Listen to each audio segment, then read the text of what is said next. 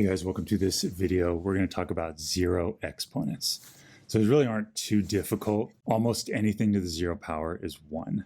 So the answer to the 3 to the 0 is 1. And the answer of 1 to the 0 is 1. And the answer of x to the 0 is 1. So it's not too difficult to solve them, but it's kind of weird. Let's talk for a second about why that is. Let's think of something like the number 18.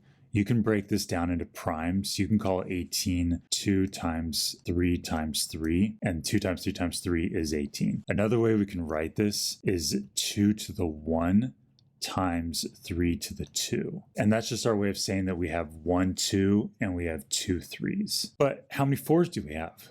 Well, we have 0 4s. We have 0 5s. And we could do this forever. It's kind of silly. It doesn't mean anything. But the reason I'm showing you is because we don't want these to change anything. We don't want to make this no longer 18. We know this is already 18. So what do these all need to be to leave us at 18? Well, that would be 1. So 4 to the 0 has to be 1. 5 to the 0 has to be 1. 6 to the 0 has to be 1. So this isn't a proof or anything, but I thought it was kind of a neat visualization for why it's 1. I can show you another one. If you think of 2 squared, we can think of 2 cubed, 2 to the 4th, maybe 2 to the 1, and 2 to the 0. So what is 2 squared? Well, that means 2 times 2, so that's 4. What's 2 cubed? Well, that's 2 times 2 times 2, so that's 8. And 2 to the 4th would be 2 times 2 times 2 times 2, which is 16. If we go up from here, we're dividing by 2 each time. 16 divided by 2 is 8. 8 divided by 2 is 4. 4 divided by 2 is 2. And that makes sense because 2 to the 1 would be 2. And now if we divide by 2 again, we get 1. And look what that tells us. 2 to the 0 equals 1.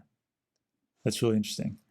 Each of these times we just divided by 2. So once again, this isn't a proof, but these are just demonstrations of why a number to the 0 equals 1. Let's try some more. So here are 3 more of these. Number 4, -2 to the 0. Well, since this is in parentheses, that means the 0 is going to the entire -2, and we know that anything to the 0 equals 1. So number 5 is very similar.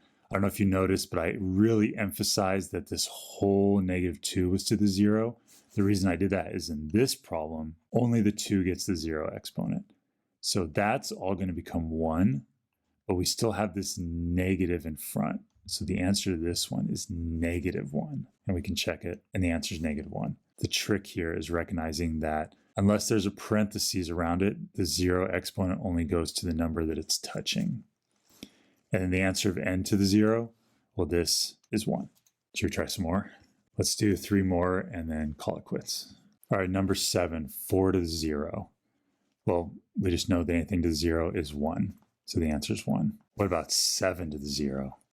Well, that's just 1.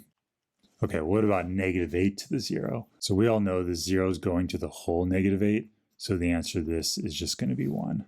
And that's it. That's the intro to 0 exponents. If you'd like to try these problems again, I have this page on andymath.com called 0 exponents. I'll include a link down below in the description. Here's all the first 9 problems that we just did, and there's an additional one that we didn't do, number 10. And these all have answers. And then there's also related pages. There's one having intro to exponents. There's also one talking about negative exponents, which is something that is also a very important topic to know. Feel free to check it out. Please like this video and subscribe to my channel. It really helps. Comment below if you have any other math questions, and I will try to get to them. And I'll talk to you guys soon. Bye.